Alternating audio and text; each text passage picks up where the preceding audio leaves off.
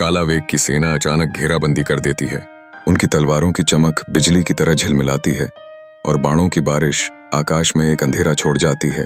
युद्ध का घर्षण और गर्जना एक अजीब माहौल बना देती है, जहां राजा विराट अपनी वीरता के साथ दुश्मनों के आगे ढाका बनकर खड़े हो जाते हैं।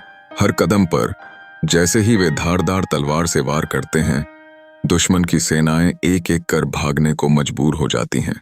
राजा की दहाड़ युद्ध के बीच में एक अजेय शक्ति का प्रतीक बन जाती है। ऐसा लगता है जैसे उनकी तलवारें एक अदृश्य ढाल बन गई हैं, जो उनके इरादे को और मजबूत बनाती हैं। लेकिन युद्ध का मैदान विशाल है और दुश्मनों की संख्या भी अत्यंत बढ़ी हुई है। राजा विराट के पराक्रम के बावजूद यह स्पष्ट हो जाता है कि केवल एक व्यक्ति के जज्बा से जीत सुनिश्चित नहीं हो सकती।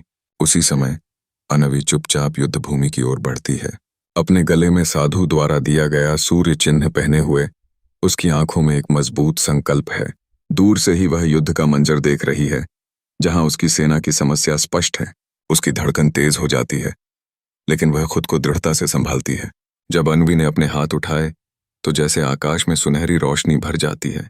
यह प्रकाश उसके बाहों से निकलता है और एक चमत्कारिक प्रभाव डालता है। दुश्मन की आंखें झिलमिला उठती हैं, उनके दिमाग में भय समा जाता है।